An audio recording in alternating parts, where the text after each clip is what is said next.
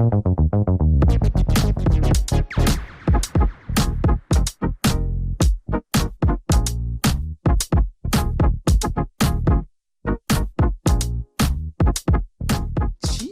성실해요. 착한 거랑 성실한 거랑 대학 잘 가는 건 아무 관련이 없는 거예요. 지금 고등학교 2학년 학생들 논술 얘기, 정시 얘기 되게 많이 할 거예요. 큰일 납니다. 2.4는 합격, 2.8은 불합격. 그게 무슨 의미가 있어요? 안 중요하다는 이야기를 하는 게 아니에요. 근데 부모님들이 가지고 있는 그만큼 중요하지 않다고요.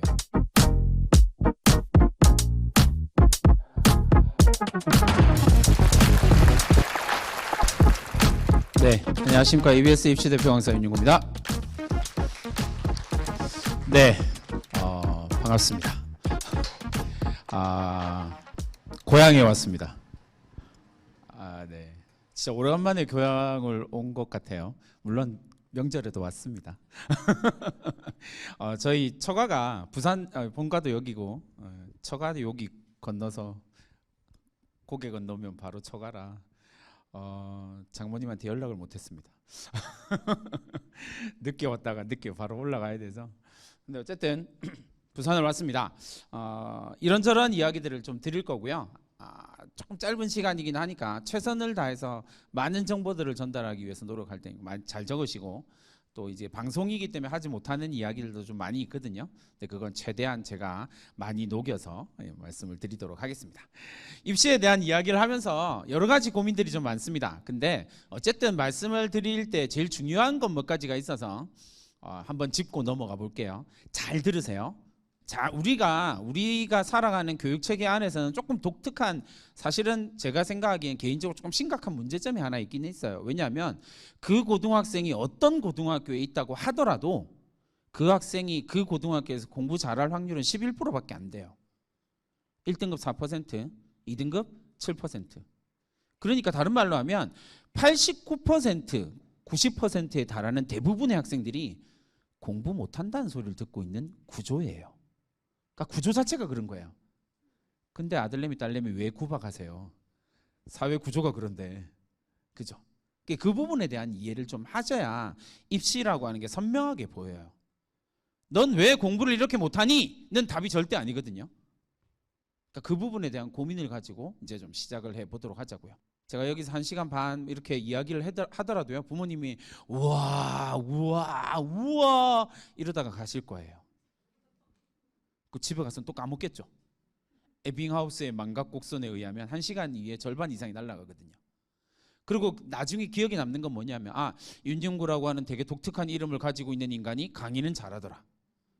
아니, 그게 여러분 자녀의 입시랑 뭔 상관이 있어요? 상관없는 이야기예요.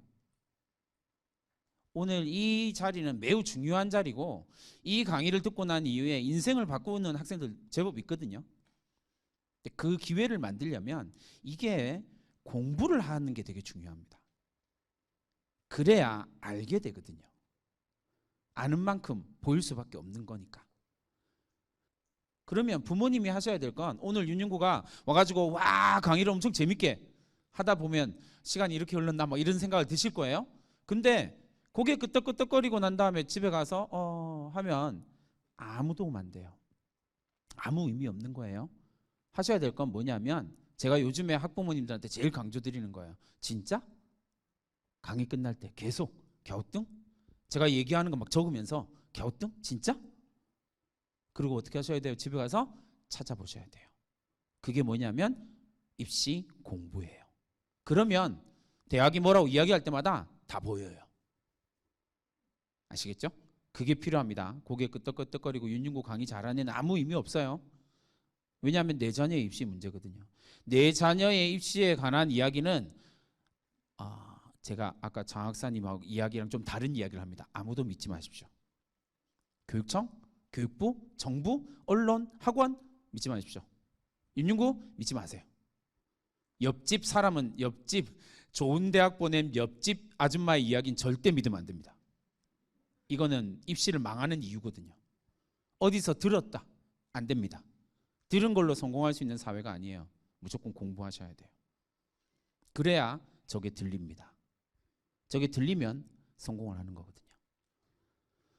자, 입시 전형에 대한 이야기를 시작을 해보도록 하겠습니다. 일단 올해 입시를 좀 분석을 하면 아까 아까 센터장님께서 이야기하셨던 것처럼 2024, 2025 입시는 2023 입시 그대로 갑니다. 그 지금 혹시 동생들이 있어서 중학교 2, 3학년이 있다면 중학교 2, 3학년 입시도 그대로 갑니다. 바뀌는 게 하나도 없어요. 그러니까 지금부터 중학교 2학년까지는 지금 이 입시 트렌드가 그대로 갈 겁니다. 그러니까 어떤 상황인지를 정확하게 이해를 하셔야 제대로 된 준비를 할 수 있게 되는 거예요. 일단 봅니다. 가장 심각한 문제는 뭐냐면요. 상위권 N수생이 늘어나고 있다는 거예요. N수생이 늘어나고 있다는 건 아무 의미 없습니다. N수생이 늘어난다. N수생이 13만 명이 되고 14만 명이 될 겁니다. 지금 13만 명이거든요. N수생이 늘어나는 건 아무 의미 없어요. 근데 문제는 그 집단의 구성원들이에요. 그 구성원들이 상위권 N수생이 늘어나고 있다는 게 치명적인 문제가 됩니다. 얼마나 상위권인지는 제가 좀 이따 보여드릴 거예요. 그러니까 가볍게 생각하지 마십시오. 상위권 N수생이 늘어난다라는 이야기는 상위권 N수생들이 주력으로 삼는 전형이 있다라는 거고 그 전형은 재학생이 피해야 된다라는 결론이 나올 수밖에 없어요.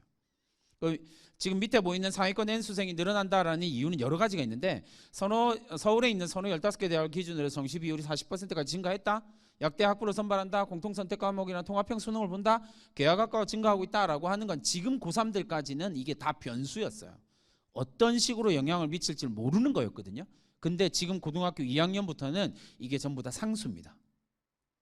이제 모든 입시, 지금 고등학교 2학년부터 지금 중학교 2학년까지는 모든 입시에서 이건 전부 다 상수입니다. 항상 있는 거예요. 그걸 이해를 하셔야 됩니다. 그래야 대비가 되는 거거든요. 근데 어쨌든 이런 부분들을 상위권 N수생이 늘어난다라는 이야기는 정시가 성적이 점점 올라간다라는 거예요. 수능 성적이 점점 올라가게 될 거고요. 수능 성적이 점점 올라가게 된다는 말은 다른 말로 하면 상위권 N수생이 늘어난다, 경쟁률이 높아진다라는 이야기이기도 하니까 다른 말로 하면 수능이 계속 어려워진다라는 거예요. 앞으로 계속. 그렇게 이해를 하시면 됩니다. 그 다음에 이제 맨 마지막에 있는 개화학과가 지금 고등학교 2학년한테는 가장 큰 변수입니다.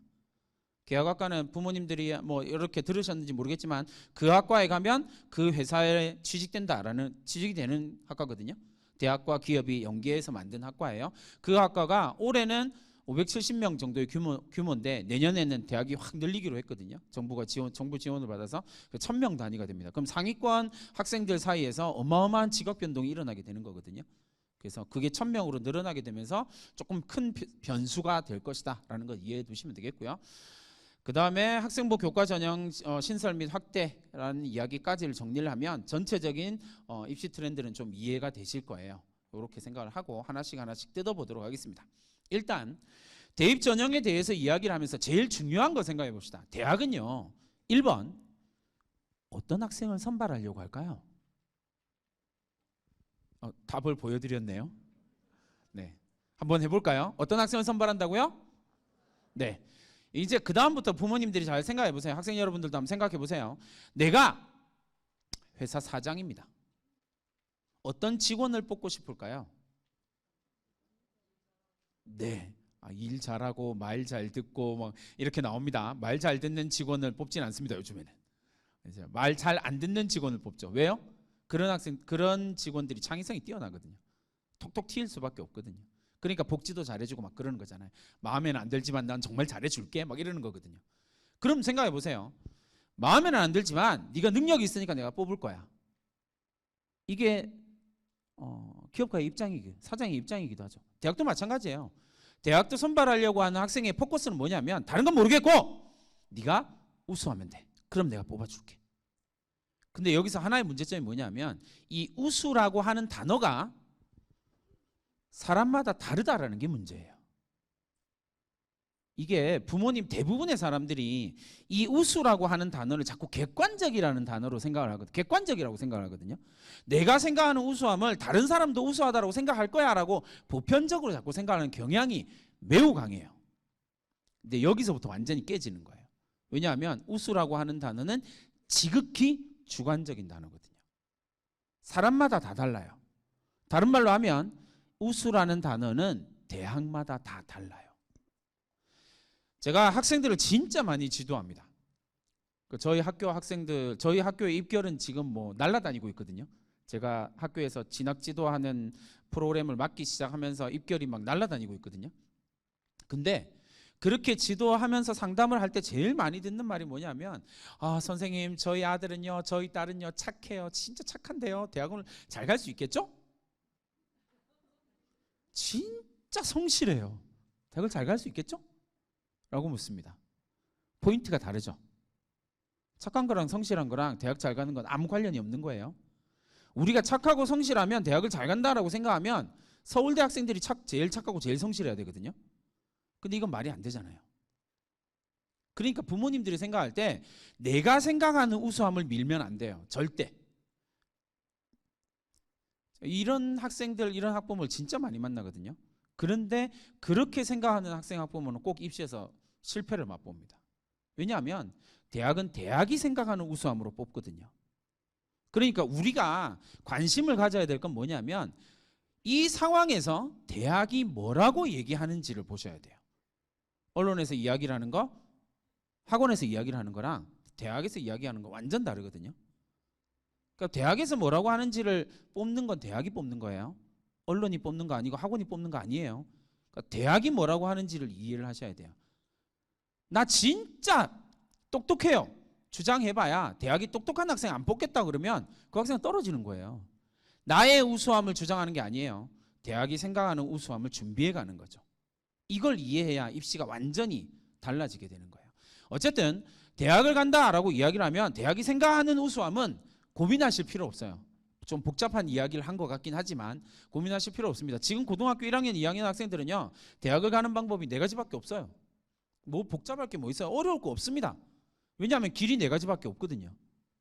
그럼 어떻게 하면 돼요? 이 4가지 가운데 내 아들, 내 딸이 가장 잘하는 것, 대학은 못하는 거 안 보거든요.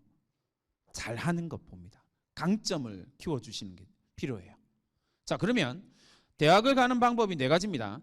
97% 정도의 학생이 이 4가지 방법으로 갑니다. 나머지 3% 실기, 기타 전형이 있으니까 빼고요. 97%의 학생이 이 전형 4가지 방법으로 대학을 가는 거예요. 그러니까 내 아들, 내 딸은 다른 길인데 그렇게 생각하지 마시고 4가지 방법밖에 없습니다.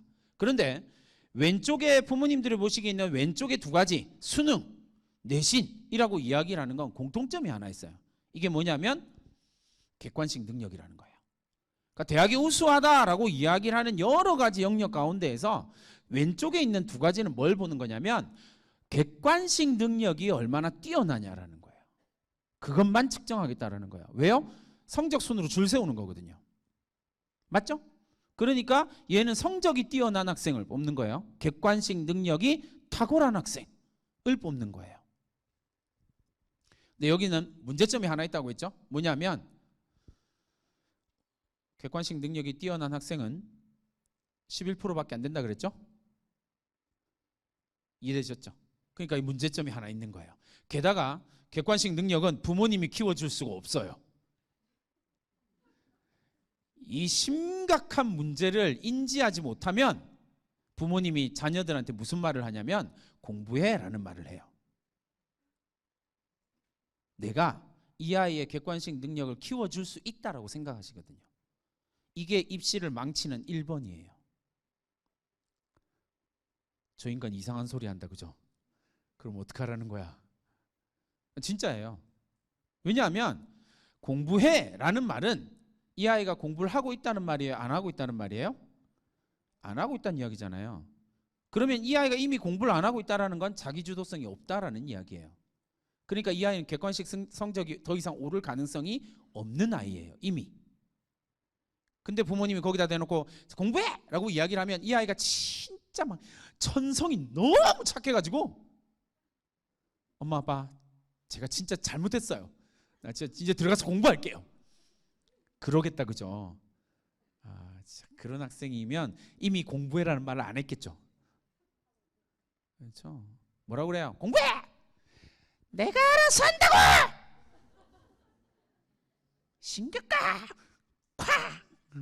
방문 닫잖아요. 그리고 일주일 동안 말 안 하잖아. 그걸 왜 반복하세요? 공부해라는 말은 이 아이한테 안 통해요. 착각하시는 거예요, 부모님들이. 그러니까 이 부분을 우리가 짚고 넘어가야 돼요. 이건 안 통하는 말이거든요. 안 통하는 방법이에요. 그걸로는 절대 내 아들 내 딸을 원하는 대학을 보낼 수가 없어요. 어머님 몇 학년? 예비 고1이요?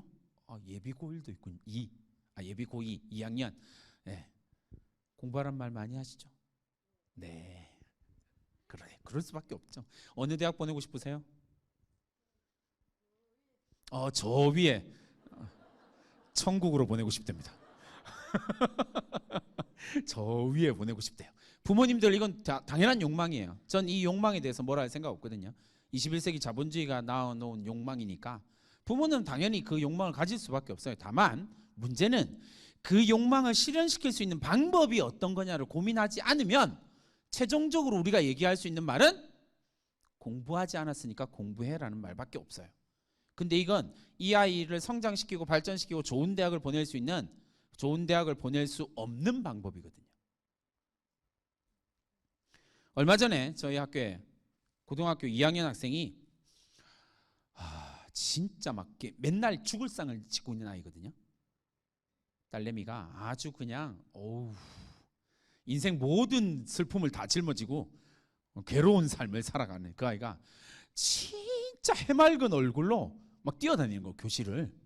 그래서 너무 놀래가지고 야 이리 와, 너 왜 이래? 왜 이렇게 행복해? 하하하하 엄마랑 싸웠어요.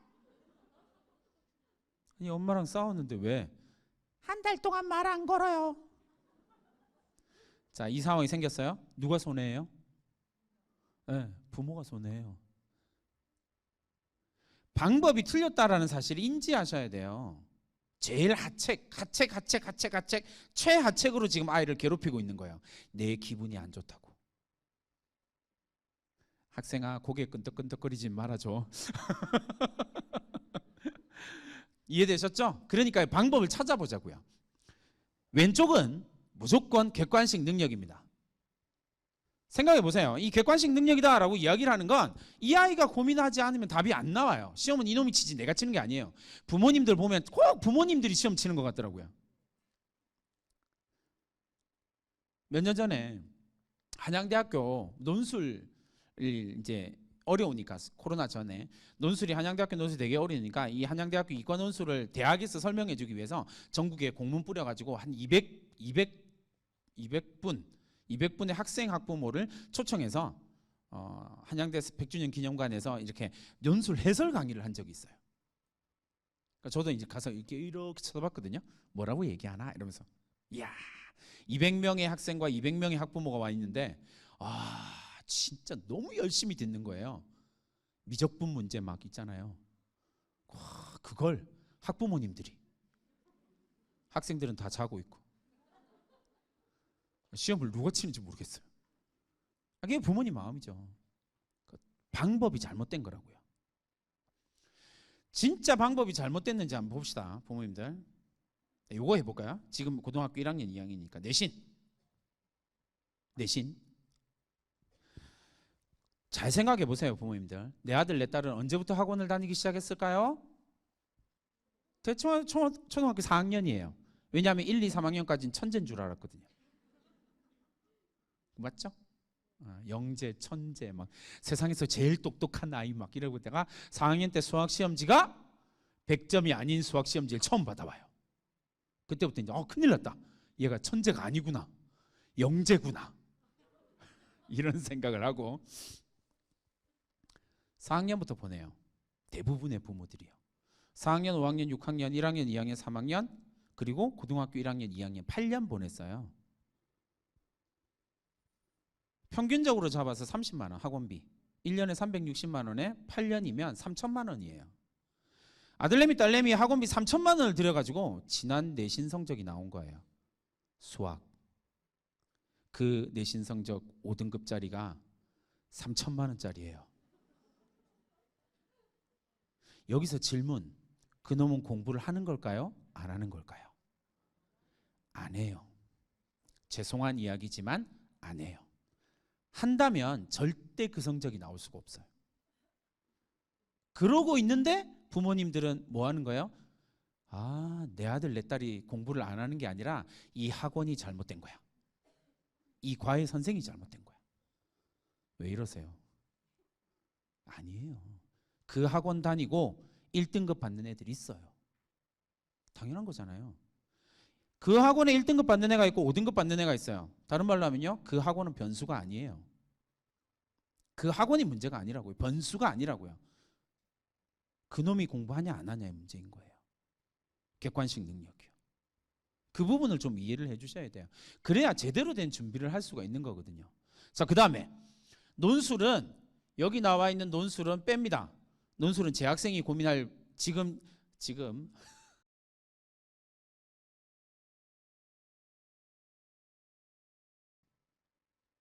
큰일 납니다. 지금 정시 논술 준비하고 있는 학생들은 4천만 원짜리 재수를 하게 될 가능성이 높습니다. 요즘 재수하는데 재종반, 재수종합반 4천만 원 들거든요. 10개월에 4천. 멋있죠? 멋있어요. 10개월에 4천. 논술은 재학생들이 고민할 만한 주제는 아니에요. 사실 특히나 이과 학생들은요, 논술을 하겠다 그러면 금지. 수학이 안 나오는, 정시가 수능이 안 나와서 논술을 하겠습니다. 금지. 왜냐하면 수능 문제랑 논술 문제랑 똑같아요. 그러니까 이과에서는 대박 논술 안 나오거든요. 그러니까 이과는 논술 빼고 얘기합니다. 전년도 논술 경쟁률, 전년도 성균관대 약대 666대 1. 5명 모집하는데 3,000명이 넘게 왔어요. 멋있죠? 진짜 우리나라 진짜 대박. 그죠? 첫째 날 논술 경쟁률이 150대 1인가 그랬거든요. 150대 1의 경쟁률이 딱 둘째 날 150대 1의 경쟁률을 보고 우르르 둘째 날 마감 300대 1. 300대 1의 경쟁률을 보고 마지막 날 1,500명이 밀어 넣은 거예요. 그러면 1,500명이 밀어 넣을 때 어떤 생각으로 밀어 넣었을까요? 난 수학에 자신 있어. 그거 하나 가지고 넣은 거예요. 의대 갈 놈들 3,000명 빼고, 의대 갈 놈들 3,000명, 4,000명 정도 빼고 난 다음에 나머지 수학에 자신 있는 놈들 전부 다 거기에 원서를 넣은 거거든요. 난 수학 하나만 자신 있어. 남학생. 그죠? 2등 인하대 의대 428대 1. 올해 논술 경쟁률 1등, 또 영광스러운 1등으로 인하대 의대가 다시 등극했습니다. 628대 1인가? 고민하세요. 그냥 덮어놓고 이것도 안 되고 저것도 안 되니까 난 이거 할래 하기에는 경쟁자들이 너무 강력해요. 그 부분에 대한 고민 없이. 네 번째로 이야기를 할 수 있는 길은 학생부 종합전형입니다. 그러니까 지금 학종에 대한 이야기들을 고등학교, 예비고등학교 2학년한테 3학년에게 하는 게 가능하냐라고 이야기하면 당연히 가능하죠. 왜냐하면 부모님 생각하고 조금 다르거든요. 학종은 2등급 3등급 대학생들이, 일반계 2등급 3등급 대학생들이 서울대를 갑니다. 학종으로. 왜 그게 가능하냐면 이 학생들은 자기가 가지고 있는 능력, 어떤 능력이냐면요, 객관식으로 표현할 수 없는 능력을 증명한 아이가 가요. 객관식 능력은 저기서 증명하는 거니까. 객관식으로 표현할 수 없는 능력, 어떤 거 있을까요? 내 아들 내 딸이 가지고 있는 장점을 한번 떠올려 보세요. 표정들이 다들 안 좋으시네요. 있어요. 왜 웃으시죠? 있다고요. 진짜 있어요. 믿으세요. 아버님들한테 물어보고 싶다 정말. 있어요. 그 장점 키우시면 돼요. 그러면 2.8이 서울대를 가요. 3.78이 고대 간호를 붙어요. 얼마든지요. 포커스는 능력을 증명했냐 못했냐의 문제예요. 그럼 그걸 어떻게 증명하는지에 대한 이야기는 뒤에서 제가 조금 더 하도록 할게요. 자, 이걸 보시면, 자, 전국 대학의 전형별 비율입니다. 자, 제일 중요한 전형이 뭐처럼 보이세요? 학생부 교과 전형, 내신 전형이다, 그죠? 내신으로 줄 쫙 세웁니다. 44%요. 그럼 다른 말로 하면 전국 189개의 4년제 대학 가운데에서 제일 중요한 제일 많이 뽑는 건 학생부 교과예요. 와, 내신 중요하네. 그런데 문제는 다른 곳에 있어요. 아까 앞에 어머님께서 이야기하셨던 것처럼 어디 보내고 싶으세요? 저 위에요. 저 위에 대학들을 보면 학생부 교과 전형이 어떻게 나와요? 학생부 교과 전형이 얼마로 나와요? 10.5%요. 44%에서 10.5%로 떨어집니다. 왜요? 이게 대단히 중요한 이야기를 말씀을 드리는 거예요. 부모님들이 이 언론이나 학원이 만들어 놓은 환상을 갖고 있는데 내신이 중요하다라고 생각하는 환상이거든요. 왜냐하면 저기 있는 서울에 있는 주요 14개 대학 생각을 해보세요. 거기에는 누가 써요? 내신 좋은 애들이 써요. 내신은 변별력이 있을까요? 없을까요? 없어요. 그러니까 어떻게 해요? 수능 최저 걸고 면접으로 뽑는 거예요. 내신은 자격 기준이에요. 근데 서울에 있는 주요 대학에서 내신 10%밖에 안 뽑는다라는 이야기는 전전년도에는 몇 퍼센트였냐면 6%였어요. 왜 6%밖에 안 뽑을까요? 주요 대학의 입장에서는요, 내신은 믿을 수 없는 자료거든요. 왜 믿을 수 없는 자료예요? 부모님 생각해 보세요. 자녀가 다니는 A 고등학교의 2등급이랑 옆에 있는 고등학교의 2등급은 비교가 돼야 안 돼요? 두 학생의 능력은 절대 비교할 수 없습니다. 그러니까 내신이라고 하는 것이 가지고 있는 가장 치명적인 문제는 뭐냐면 고등학교 간의 비교가 불가능하다는 거예요. 왜냐하면 어떤 고등학교의 2등급이든 어떤 고등학교의 1.1이 다른 고등학교의 1.2보다 뛰어나다라고 생각하는 전형이 학생부 교과 전형이거든요. 근데 주요 대학의 입장에서 그건 말이 안 되는 거거든요. A 고등학교의 내신과 B 고등학교의 내신은 비교 불가해요. 그러니까 주요 대학에서는 안 뽑는 거예요. 근데 왜 6%에서 10%가 됐을까요? 정부가 10% 이상 뽑으라고 했거든요. 자, 여기서 되게 중요한 이야기가 나옵니다. 정부가 이제 학교 추천 전형 10%, 지역 추천 전형 10%, 학교장 추천 전형 10% 이상해! 라고 이야기를 했습니다. 그러면 우리는 정부 정책이 그렇구나 라고 넘어가잖아요. 그럼 된다고 안 된다고요? 안 된다고요. 뭐 하라고요? 갸우뚱? 누구의 입장을 봐야 돼요? 대학이 여기에서 뭐라고 하는지를 봐야 돼요. 그게 우리가 입시 공부를 하는 첫 번째예요. 자, 일단 이렇게 갑니다.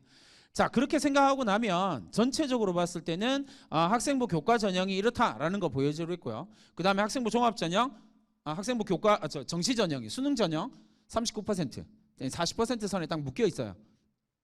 정부가 2019 대입 공정성 강화 방안을 발표하면서 서울에 있는 16개 대학에다가 자 40% 이상해! 정시 40% 이상해라고 이야기를 했어요. 그러면 대학이 정시를 선호한다면 어떻게 해야 돼요? 50%, 60% 가야 되잖아요.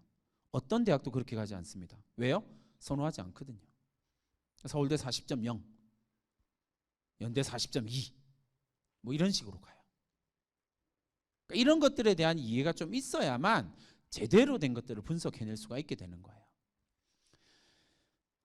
자, 그래서 방금 보여드린 두 가지를 잘 고민하셔야 됩니다. 우리가 입시를 결정할 때는 이렇게 생각하셔야 돼요.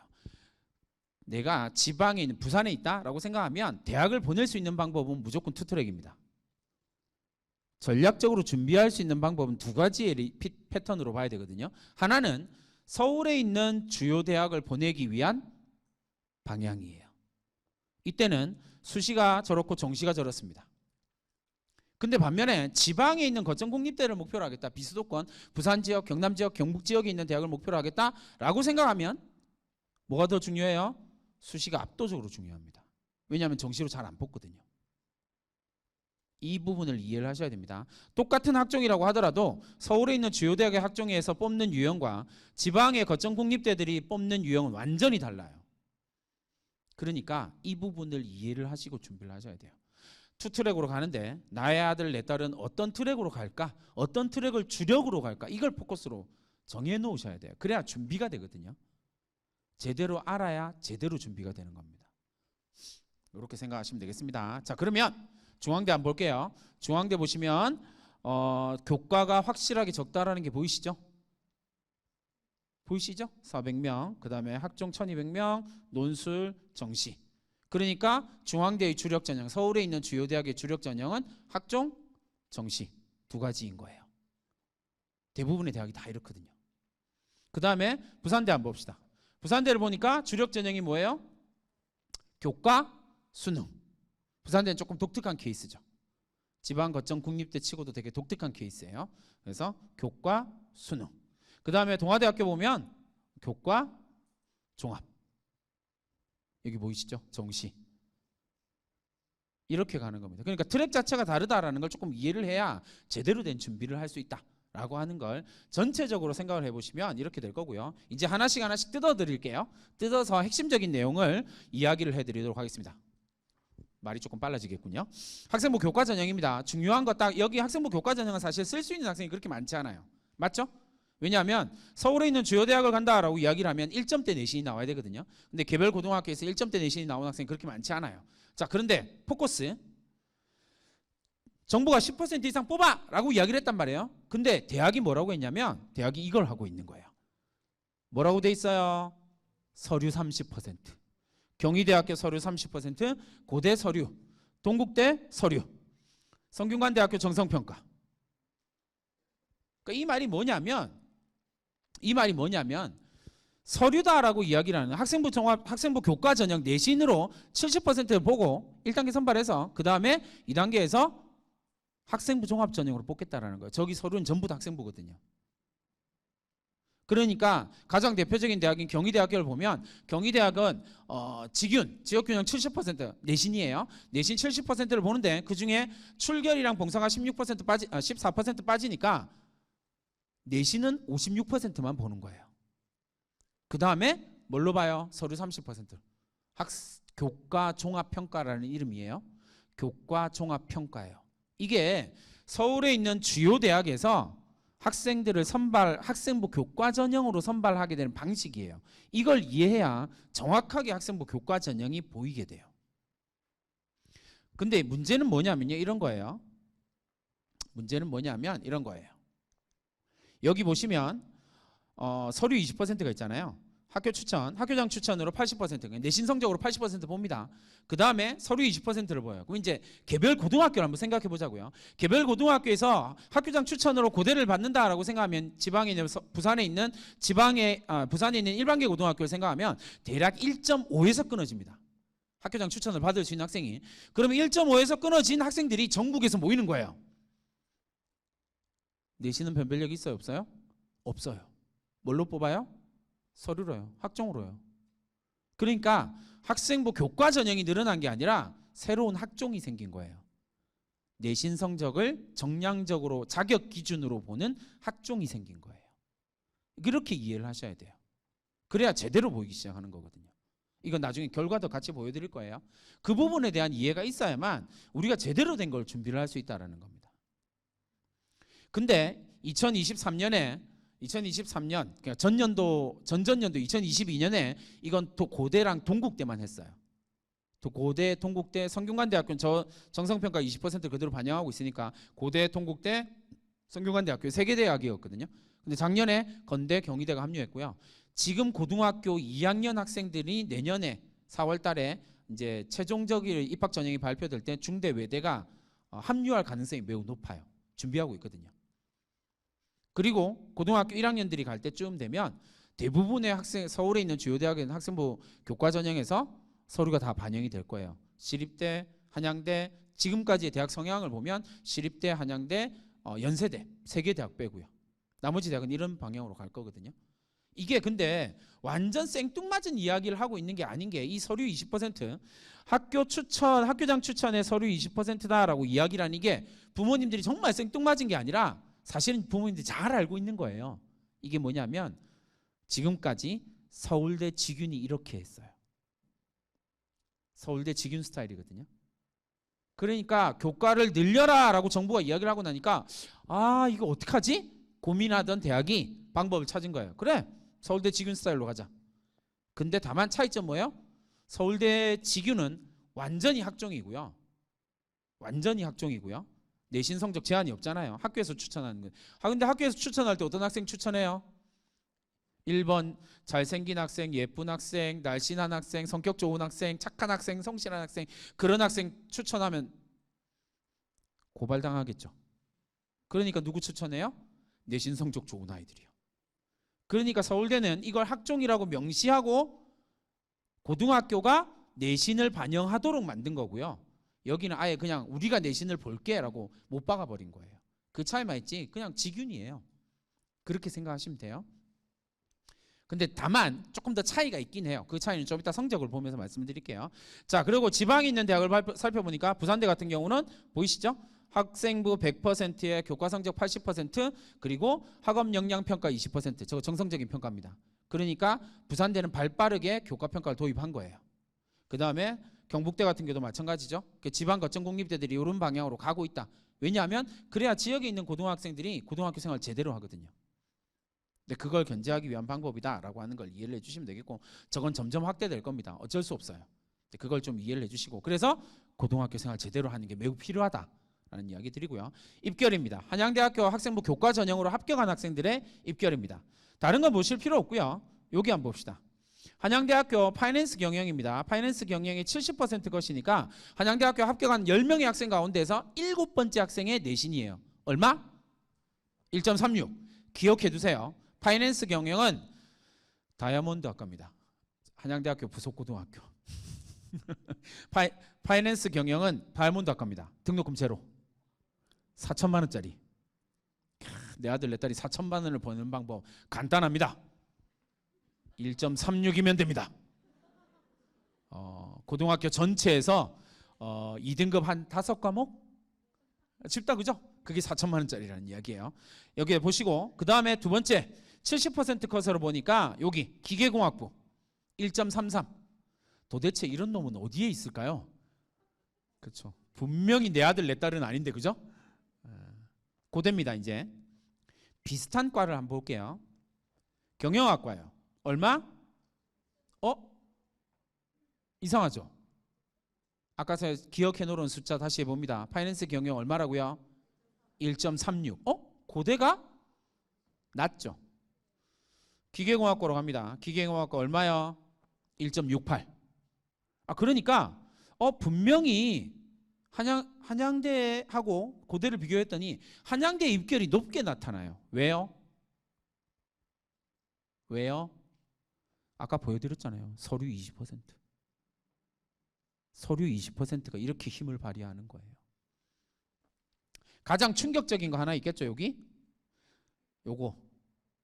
중어중문학과 얼마라고요? 2.3. 여기가 왜 충격적이냐면요, 여러분. 이거 뭐라고요? 학교장 추천 전형이에요. 무슨 말인지 감을 못 잡으셨다. 학교장 추천이라고요. 그러면 저 고등학교에서 뭔지 모르겠으나 저 고등학교에서는 내신 2.3이 학교장 추천을 받은 거예요. 말이 돼? 네, 돼요. 저 학교는 자사고. 앞에 1점대 아이들이 저 안 받아요. 고대 학교장 추천 뭐하러 받아요? 안 받습니다. 그렇게 된 거예요. 그래서 한 10등쯤 하는 애가 받은 거예요. 근데 걔가 합격을 해버렸어. 왜요? 서류 20%. 그 부분에 대한 고민이 있으셔야 됩니다. 자, 부산대학교 70% 컷을 보시면 비슷한 학과 제가 만들었습니다. 그래서 전체적으로 보시면 부산대다라고 이야기하면 70% 컷 제가 나온 대학입니다. 70% 것을 보시면 2.56이니까 대략 그에 그에마다 조금 다르긴 한데 대략 문 닫고 들어간 밑에 30% 문 닫고 들어가는 애 계산하면 2.8, 8점, 2.85 정도에서 끊어진 거예요. 그 정도 선에서 끊어진 거거든요. 그러니까 지방국립대, 부산대는 조금 지방국립대 중에서도 좀 센 편이고요. 이게 이제 충북대 정도로 가면 3점대 중반 정도까지 떨어지거든요. 그래서 그런 부분들이 있다. 그러니까 학생부 교과 전형은 지방 거점 국립대로 가면 3점대 중반 정도까지 이렇게 생각을 하시면 될 겁니다. 자, 이제 정시로 가볼게요. 수능 전형입니다. 수능 전형에 대한 이야기하면서 제일 중요한 건 상위권 N수생이 늘어나고 있다라는 이야기다, 그죠? 자, 그럼 보세요. 진짜 그런가요? 라고 이야기하면 2020년 가형, 수학 가형입니다. 표준 점수라는 점수가 있는데 이게 134점이에요. 표준 점수 134점의 의미는 뭐냐면 수능이 물수능이었다라는 이야기예요. 쉬웠다라는 이야기거든요. 출제를 잘못했다라는 이야기예요. 근데 만점자가 몇 명이라고요? 890명이요. 쉬웠는데 그 다음에 2021년 수능이 표준점수 137점이니까 전년도보다 조금 더 어려웠다. 근데 만점자 몇 명? 늘어났네? 이상하죠? 늘어났네요? 2022년 전년도 수능이다, 그죠? 147점입니다. 그럼 표준점수가 147점이니까 앞에 시험보다 엄청 어려웠다는 이야기죠. 전년도 수능 생각하시면 되겠죠? 불수능 막 난리가 났잖아요. 국어가 더 어렵긴 했지만 국어는 전국 만점자가 24명인가 그랬거든요. 그러니까 진짜 말도 안 되는 시험이었죠. 출제를 잘못한 거. 147점이면 어마어마한 난이도인 거거든요. 만점자가.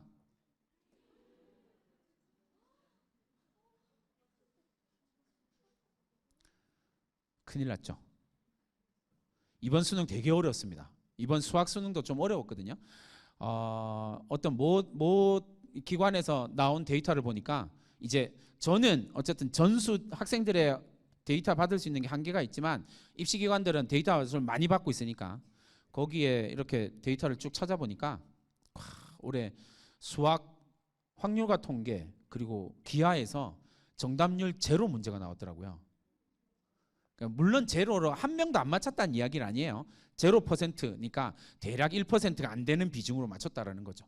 그런 문제가 확률과 통계에서 미적분에서 기하에서 나왔더라고요. 근데 미적분에서는 그게 없었거든요. 0% 문제가 없거든요. 그러니까 수능 만점자는 어디에서만 나와요? 미적에서만 나와요. 그럼 그 다음 문제는 이 시험이 과연 공정하냐의 문제가 걸리죠. 내가 선택 과목을 어떻게 했느냐에 따라서 만점 받을 수 없느냐, 있느냐 없느냐가 차이가 나버리니까. 그건 넘어가고요. 이 문제 이거 어떻게 할 거예요, 이거? 그죠? 그죠? 2,700명 어떻게 할 거예요? 그러니까 문제죠. 이건 출제 오류거든요. 왜요? 의대 정원이 3,000명이 넘어요. 그럼 의대를 가는 학생들은 수학을 다 맞았다는 이야기죠. 그럼 걔들은 도대체 어떻게 변별을 하죠? 상위권이 변별이 안 되네요. 그러니까 문제는 어려워질 수밖에 없는 거예요.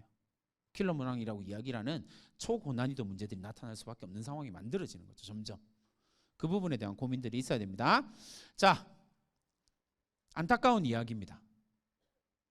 이걸 보시면 뭐냐면 서울 이건 수능 수학 표준점수 지역별 비교예요. 2021학년도 수능이고요. 왜 이렇게 오래 걸리는지 모르겠는데 어쨌든 이 수능 데이터 분석하는데 1년 걸립니다.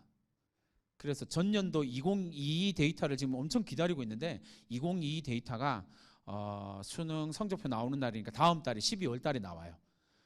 왜 그 데이터 분석하는데 1년이나 걸리는지 도통 모르겠어요. 근데 어쨌든 그래서 지금 아직 전년도 수능 데이터가 안 나와서 이렇게 된 거예요. 그래서 2021년도 수능을 비교해 보니까 서울 평균이 101점, 표준점수 평균이 101점, 부산 그죠? 이게 이제 조금 보이기 시작하죠. 이런 것들이 수능이 지역에 따라서 점수 차이가 엄청난다라는 게 현실적인 문제인 거예요.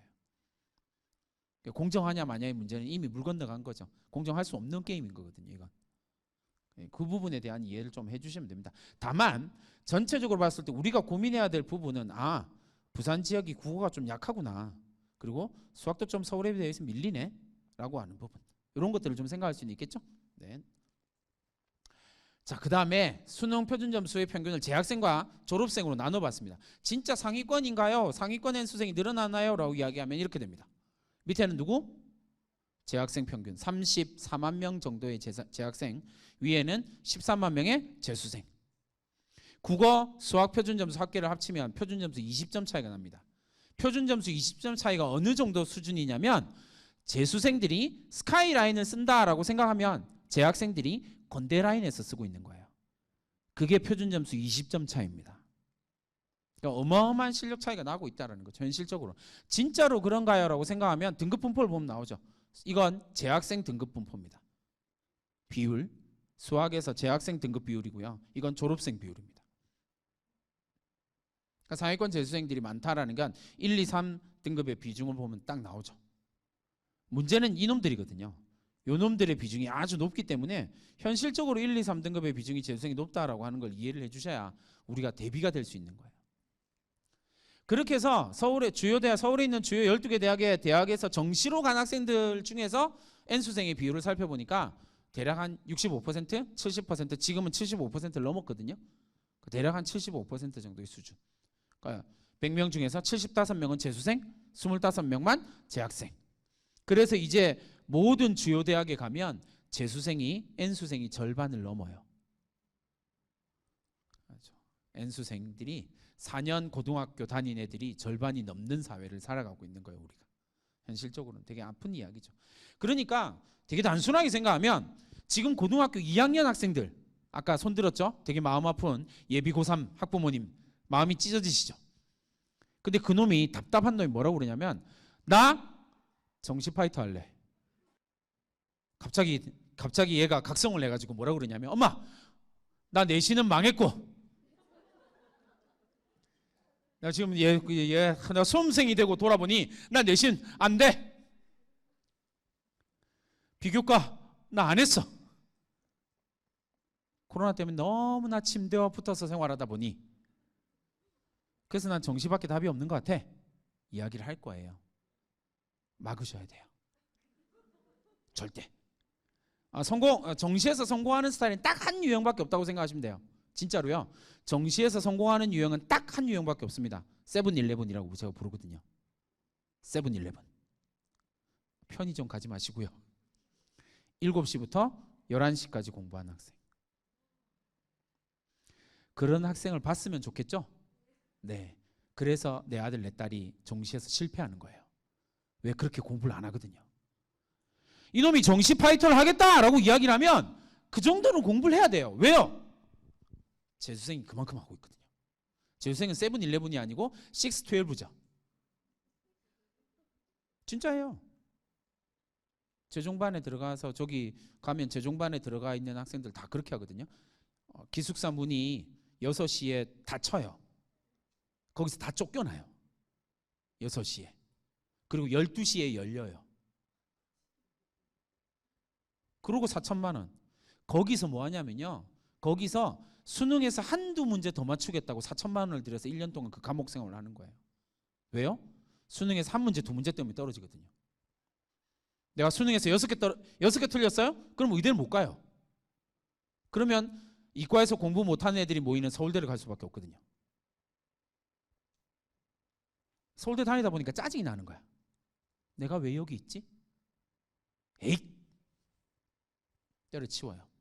1년에 560명씩. 서울대를 그만두는 학생들이에요. 그 좋은 대학을 갔다라고 부모님, 와, 왜? 이런 생각 드시죠?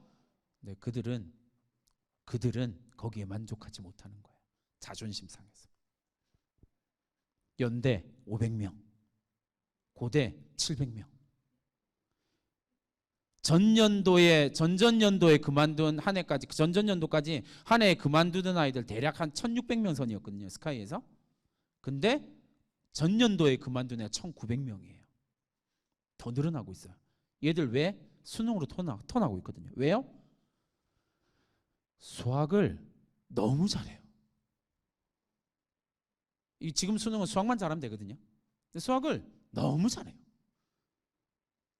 그러니까 수능 보는 거에 대한 부담감이 아예 없는 거예요. 내가 한두 문제만 더 맞추면 의대로 갈 수 있는데 뭘 굳이? 한 번 더 도전하는 게 뭐가 문제라고? 엄마, 나 의대 갈 거야. 도와줄 거지? 가. 4천만 원은 내가 댈게. 그죠? 안타깝다. 그죠?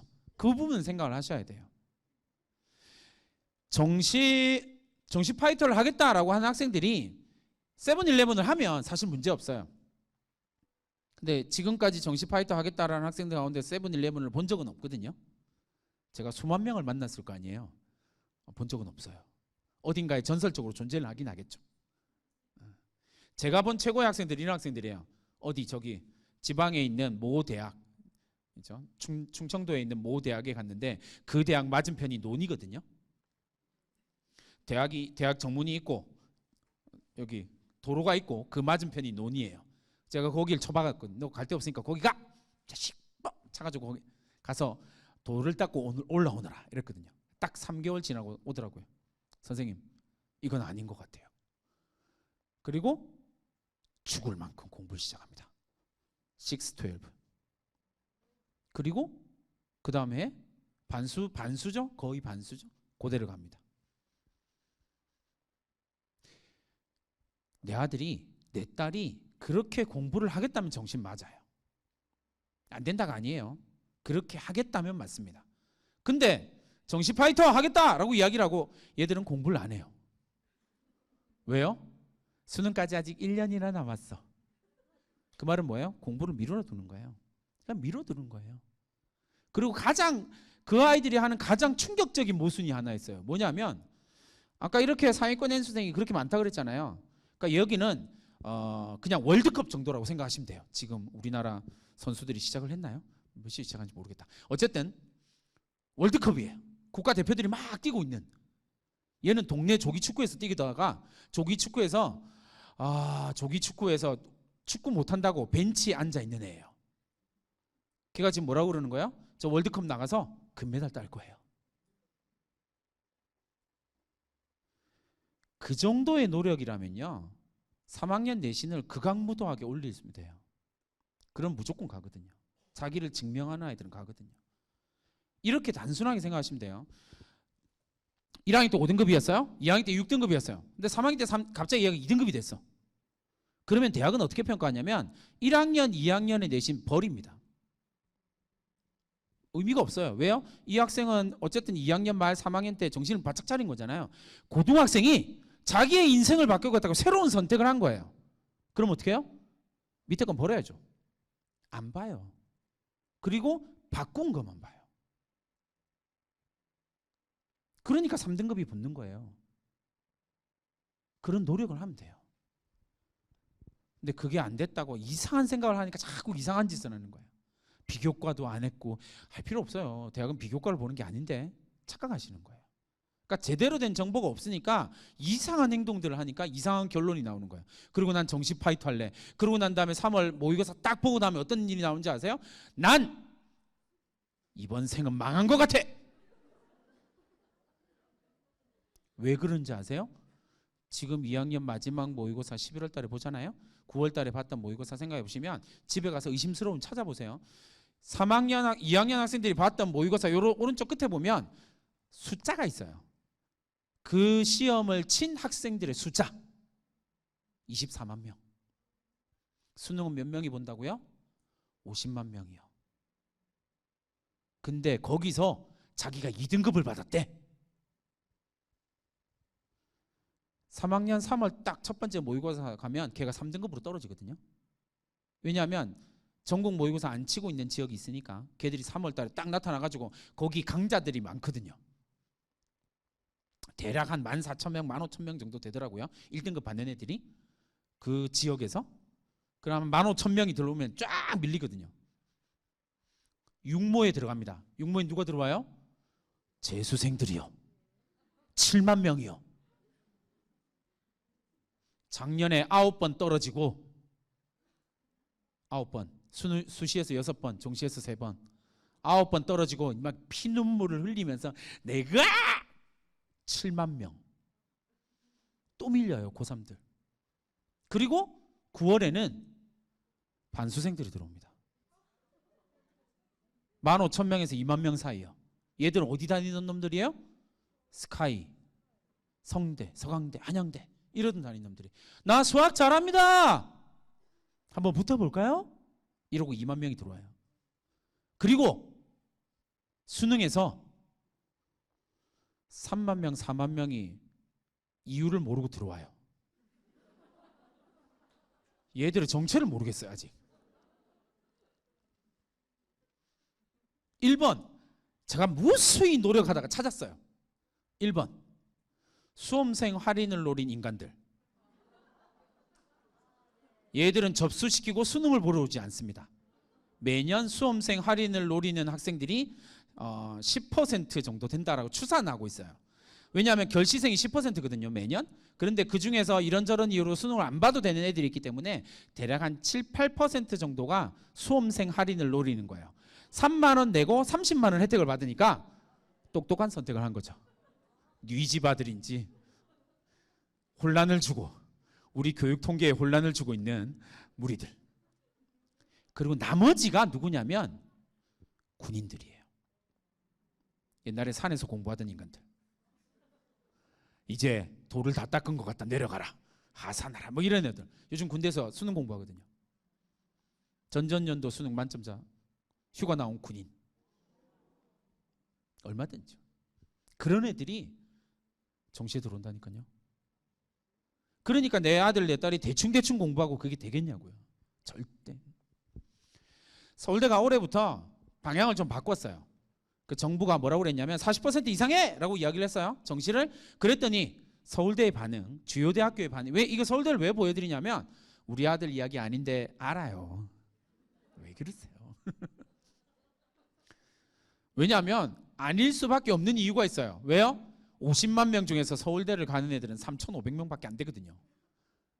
여기에서 비율상으로 0.점점점 이렇게 가요.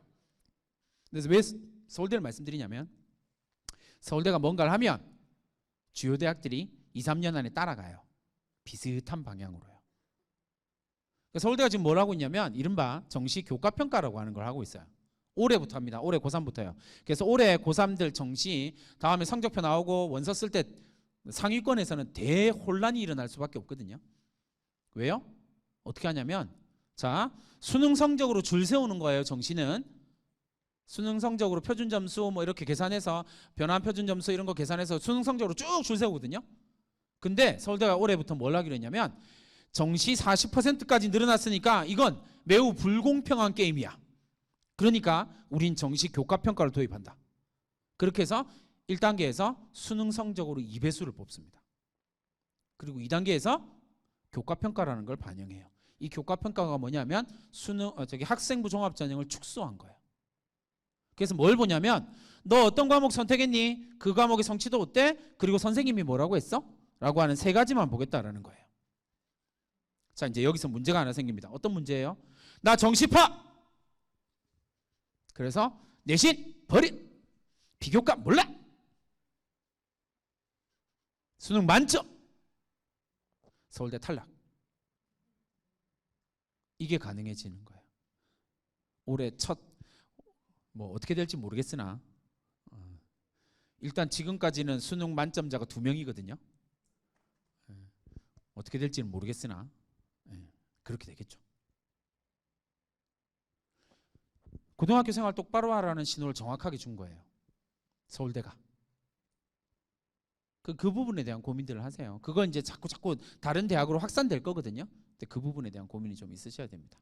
자, 그 다음에 정시 성적을 한번 봅니다. 건국대학교 대략 100점 만점에 86점 정도라고 생각하시면 돼요. 그 정도 선이 이제 최종 등록자 평균이니까 그 정도 선을 보시면 되고, 부산대학교도 좀 비슷하게 나오죠? 네. 이렇게 된다라는 걸 정시 성적 입결을 보시면 아, 이렇게 되는구나 라고 생각을 하시면 되겠습니다. 자, 이제 마지막으로 대학을 갈 수 있는 학생부 종합전형에 대해서 이야기를 해봅니다. 학생부 종합전형이다 라고 이야기를 하는 건 제가 앞서서 이야기했던 것처럼 하나입니다. 내 아이가 가지고 있는 객관식 능력, 외의 능력을 키워서 증명하는 전형이에요. 근데 여기에 심각한 오해들이 있어서 제대로 준비가 안 돼요. 이 심각한 오해를 정리를 하시면 제대로 준비를 할 수 있게 되는 거거든요. 가장 심각한 오해가 이겁니다. 열심히 사진 찍으시고 집에 가서 안 보실 거죠? 찍는 거 적당하게 찍으시고 제 말을 들으세요. 훨씬 더 중요합니다. 애들이 공부 못한 애들의 특징 가운데 하나예요. 수업 시간에 필기를 그렇게 막 죽으라고 필기를 합니다. 특히 여학생. 뭐가 중요할까요? 선생님 설명이 더 중요해요. 알겠죠? 그러니까 적당히 찍으시고 포커스. 왜냐하면 이건 별로 중요한 게 아니거든요. 이걸 왜 찍는지 모르겠어요. 이게 별로 안 중요해요. 보세요, 부모님들 잘 생각해 보십시오. 2019년에 대입공정성 강화반이라는 게 발표되고 난 다음에 다들 뭐라고 그러냐면 미기재, 미반영, 미기재, 미반영, 미반영, 미반영, 미반영, 미반영, 미반영, 미반영. 그래서 이제 학종 끝났어. 맞죠? 이제 내신이 제일 중요해. 학종은 뭘로 뽑아요? 내신으로요. 이런 무식한 소리를 해요. 학종으로 학생을 대학을 보내본 적이 없는 사람들이에요. 그러니까 그런 얘기를 들으시면 안 돼요. 그 심각한 오해거든요. 나중에 제가 데이터를 보여드릴 텐데 그 데이터를 보면 답이 말도 안 되는 소리예요. 왜냐하면 내신 5등급으로 일반계 고등학교에 특목고 막 하도 특목고 자사고 뭐 이런 얘기를 해서 일반계 고등학교 데이터만 따로 뽑아봤어요. 일반계 고등학교 내신 5등급으로 서울 시립대 갑니다. 왜요? 학생부를 통해서 자기를 증명했으니까. 한양대학교 학생부 종합전형으로 합격한 학생 마지막 문 닫고 들어간 학생 인천에 있는 일반계 고등학교 6.1 불가능하다고요? 얼마든지 가능해요. 방법이 틀렸다라는 사실을 인지하지 못하고 있을 뿐이에요. 보세요. 되게 단순한 이야기 하나 해드릴게요. 자, 수상. 지금은 수상이 미반영이니까 의미 없어요. 그러나 우리가 부모님들이 얼마나 학생들이 얼마나 착각하고 있는지를 보여주는 정말 좋은 방법이니까 보여드릴게요. 활동에 대해서 제발 이상한 생각들을 갖고 있는 거예요. 학종을 하려면 활동을 많이 해야 된다고. 아니 왜요? 대학은 활동을 많이 한 학생을 선호할까요? 아니요. 대학은 어떤 학생을 선호한다고요? 우수한 학생이요. 그럼 질문이 이거예요. 활동을 많이 한 학생은 활동을 많이 한 학생은 우수한 학생일까요? 아닐까요? 질문. 아무도 대답을 안 하시네요. 활동을 많이 한 학생은 우수한 학생이다. 아무도 손을 안 든다고요? 좋아요. 아니다. 네, 제 강의는 6명만 듣고 있네요. 이럴 수가. 고향에 배신당하다니. 정답은 몰라요. 몰라요. 왜요? 활동을 많이 한 학생이 자신의 우수함을 증명하면 우수한 거고, 활동을 안 했는데 자신의 우수함을 증명하면, 활동 1개 했는데 2개 했는데 자신의 우수함을 증명하면 그 학생은 우수한 거예요. 왜 자꾸 활동에다 목숨 거세요? 이상한 생각이에요. 수상. 전년도에 한양대학교 이제 그 학생부 반영할 때 수상이 다 빠졌으니까 전년도에 한양대학교 학생부 종합전형으로 합격한 학생들 가운데서 상장이 제일 많은 학생 85개. 우와. 5학기 동안 85개. 한 학기에 16개? 말도 안 되는. 이게 뭐지? 몇 명 안 돼요. 몇 명 안 돼요. 제일 적게 수상으로 합격한 학생 몇 개? 5개. 많아요. 10개 미만도 많거든요. 70개 넘어가는 학생은 2%가 3%가 그랬고요. 10개 안 되는 학생들의 비율은 10몇 %. 질문. 80개도 합격, 5개도 합격. 대학은 상장을 볼까요, 안 볼까요? 안 봐요. 상장이 왜냐하면 똑같은 논리예요. A 고등학교의 이 상장이랑 B 고등학교의 이 상장은 비교가 될까요, 안 될까요? 안 돼요. 수상의 수준 자체가 너무 갭이 날 거기 때문에 둘을 비교할 수가 없어요. 그러니까 의미 없는 데이터예요. 원래 그렇게 크게 의미 있는 데이터가 아니었어요. 착각하시는 거예요. 왜? 그게 카운팅하기가 좋다라는 것 때문에. 그럼 그 말은 뭐냐면 대학 교수들이 입학사정관들이 앉아가지고 이 학생의 수상 개수를 셉니다. 대학 교수가 야 너 50개 합격! 그러겠냐고요. 대학 교수를 너무 우습게 보는 거 아니에요? 아닙니다. 절대로요. 착각하시는 거예요. 그럼 선생님 도대체 어떻게 해요? 부모님들이 가지고 있는 가장 심각한, 학생들이 가지고 있는 가장 심각한 오해 중에 하나예요.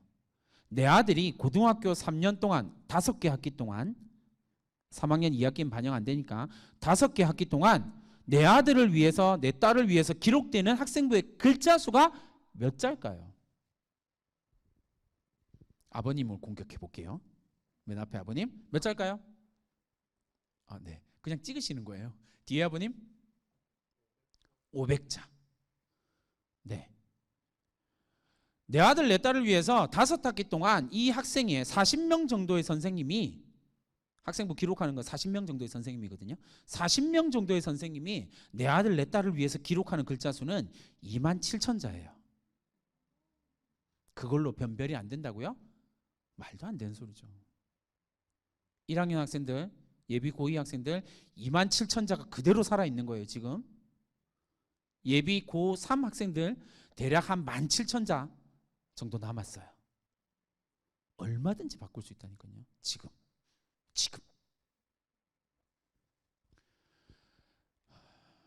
그럼 어떻게 바꿔야 되냐라고 하는 문제를 이제 말씀을 드릴게요. 보세요. 이게 뭐냐면 평가 요소라고 하는 거예요. 이거 진짜 중요한 거예요. 평가 요소입니다. 그러니까 제가 앞에서 말씀드렸어요. 뭐라고 하냐면 착하면 뽑을까요? 안 뽑을까요? 대학이 안 뽑습니다. 어떤 대학도 착해서 뽑지 않아요. 성실한 학생 어떤 대학도 뽑지 않습니다. 모범적인 학생 대학은 좋아할까요? 안 좋아할까요? 요거 되게 모범적인 학생 대학은 좋아할까요? 안 좋아할까요? 좋아한다. 내리세요. 오, 이거 강의를 많이 듣고 계셨군요. 안 좋아한다. 정답은 관심 없다예요. 관심 없다예요. 대체로 별로 안 좋아해요. 왜요? 모범적이라는 말이 뭐예요? 시키는 대로 한다는 거죠. 21세기 창의성이 가장 중요한 능력으로 대두되는 이 사회에서 시키는 대로 한다라는 말은 창의성 제로에 수렴한다는 이야기예요. 되게 싫어해요. 근데 대놓고 한양대학교 같은 학교들은 대놓고 싫어해요. 학생부에 모범적이라는 단어를 아주 혐오하거든요. 그러니까 학생부에 모범적입니다, 우수합니다, 탁월합니다, 뛰어납니다 그딴 이야기를 적으니까 떨어지죠. 그딴 이야기를 적으니까 떨어지는 거예요. 왜요? 학종을 지원하는 10몇만 명의 학생 가운데 공통점이 뭘까요? 모범적입니다, 우수합니다, 탁월합니다, 뛰어납니다. 무슨 의미가 있어요? 아무 의미 없는 단어예요. 그럼 도대체 얘들은 뭘 평가할까요? 이게 중요하다 그랬죠? 대학이 보는 관점이에요. 그러니까 대학의 입장에서는 이들을 어떻게 평가하냐라고 이야기를 하면 뭘 보냐면 이런 걸 봐요. 대학마다 좀 달라요. 우수함의 기준이 다르니까. 예를 들어서 서울대는 어떤 학생을 뽑냐면요. 선생님! 저 궁금한데요. 선생님 저 이거 알고 싶은데요. 선생님! 쫄쫄쫄쫄 따라다니면서 선생님 괴롭히는 아이들. 서울대가 선호하는 1번 유형의 학생입니다. 전전년도에 부산에서 부산 일반계 고등학교에서 이과에서요. 이과대학을 간 학생 가운데서 부산 일반계 고등학교 내신 2.0 수학 1학년 내신 2.0, 2학년 2.4, 3학년 2.8 합격. 그 학생의 학생부를 보면 뭐 이렇게 돼 있어요? 궁금합니다. 알고 싶습니다. 지적 환희를 느꼈습니다. 미친 듯이 궁금합니다. 전 이렇게 궁금증을 안다가 죽을 수도 있을 것 같아요. 학생부의 기록이요. 그런 학생들이 뽑히는 거예요. 다른 대학들도 다 마찬가지예요. 그런 류의 이야기예요. 대학이 무엇을 궁금해하냐고요. 그럼 선생님 여기에 학업 역량, 진로 역량, 공동체 역량이라고 있는데요. 뭐 하시라고요? 공부하시라고요. 학업 역량이 뭔지 공부하셔야죠. 진로 역량이 그 대학을 가고 싶다면 진로 역량이 뭔지 그 대학에서 이야기하는 진로 역량이 뭔지 공부하셔야죠. 내가 생각하는 거 말고. 왜 자꾸 내가 생각하는 걸로 준비하세요? 그러니까 떨어지죠.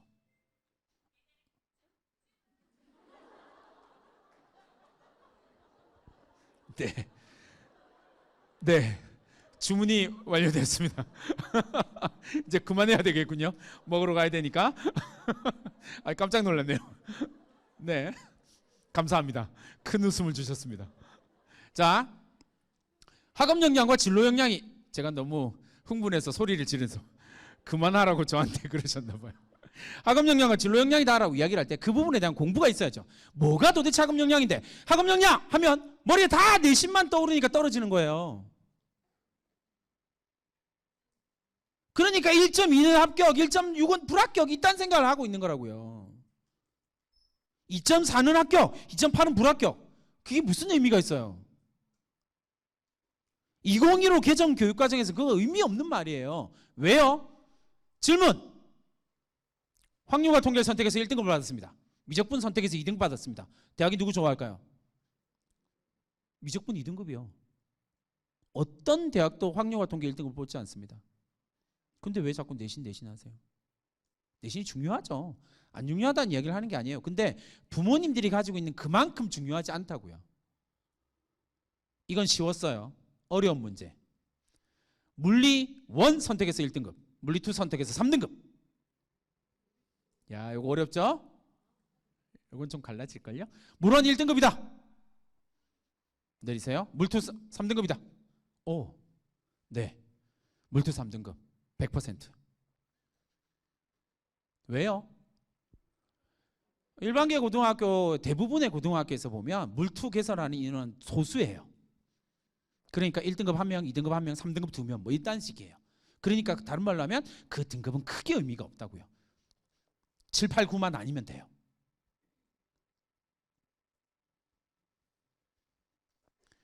어려운 과목을 선택해서 내신이 낮은 거에 대한 불리함 없습니다.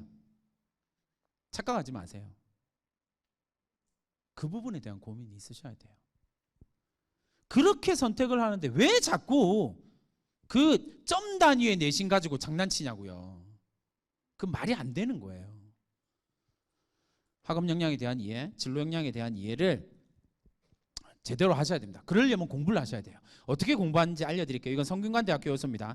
성균관대학교는 학업 역량을 5가지로 쭉 펼쳐놨어요. 그러고 난 다음에 어떤 걸 보냐, 어떤 걸 가지고 이 5가지를 평가하냐, 이렇게 다 공개를 합니다. 모든 상위 주요 대학들이 다 공개를 해요.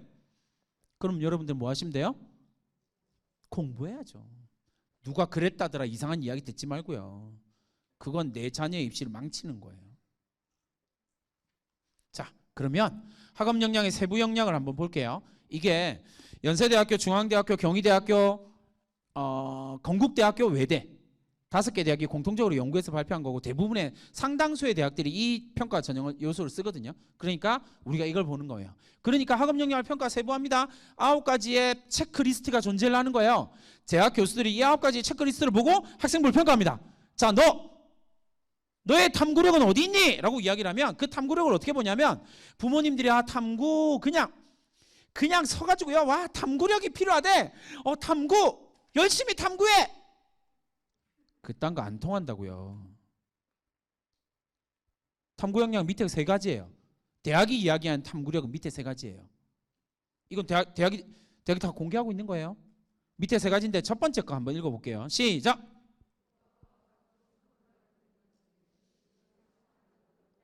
제일 중요한 단어가 뭘까요? 확장. 그럼 그 다음 질문. 지식의 확장이 뭐예요? 이게 그 다음 그걸 공부를 하셔야 돼요. 그냥 지금 나오는 말로 술술술 나오는 건 공부 안 한 거. 그건 탈락. 제발요. 아마 그럴 거야. 탈락. 제발 공부하세요. 왜요? 그거 읽는 교수들은 그 탐구력의 극단에 가 있는 사람들이에요. 근데 거기다 대놓고 초등학생이나 할 그런 생각들을 가지고 얘기하면 대학 교수의 입장에서 말도 안 되는 어처구니 없는 이야기를 하는 거예요. 공부하세요. 그 부분이 공부가 필요해요. 그래서 대학이 이야기하는 지식의 확장은 뭐냐면요.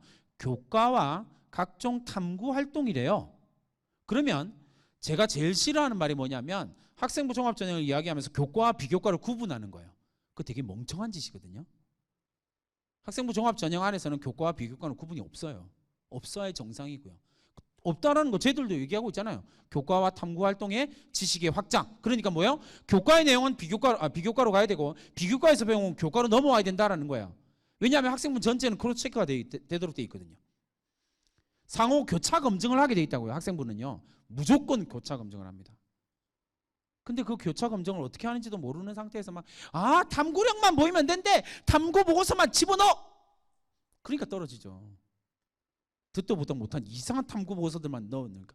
그러니까 떨어지는 거예요. 대학이 원하는 건 그런 게 아니거든요. 열심히 찍으셨을 텐데 찍으실 필요 없고 이걸 찍으셔야 돼요. 검색창에 이거 검색하셔서 뭐라고요? new라고 적혀 있는 여기에 new라고 적혀 있는 걸 찾으셔야 됩니다. 옛날 거 찾지 마시고 new라고 적혀 있는 학생부 종합전형 공통평가 요소 및 평가 항목, 이거 책자 엄청 얇아요. 검색창에 치시고 다운받아서, 전부 다 다운받을 수 있거든요. 다운받아서 한 번만 읽어보세요. 제발. 그리고 제가 했던 것처럼 질문 던지세요. 탐구와 각종 교과와 각종 탐구 활동 통해서 지식을 확장한다라는 건 어떤 의미지? 어떻게 하면 이게 지식이 확장의 모습으로 보일 수 있지? 그러면 이런 모습을 보여주려면 나는 어떤 액션을 취하면 될까? 우리 아들, 딸은 어떤 행동을 하면 될까? 그게 대학이 평가하는 거예요. 자, 어떤 학생이 더 괜찮아 보이세요? 제가 이렇게 앞에서 한참 강의하다가 이것 딱 보여드리면 부모님들이 A 학생이 되게 괜찮아 보여요, 이런 말을 해요. 저기요, 이러시면 안 됩니다. 동양 학부모님들 이러시면 안 돼요. 정답은 몰라요. 알겠죠? 이건 의미 없는 데이터거든요. 의미 있는 데이터가 아니라고요.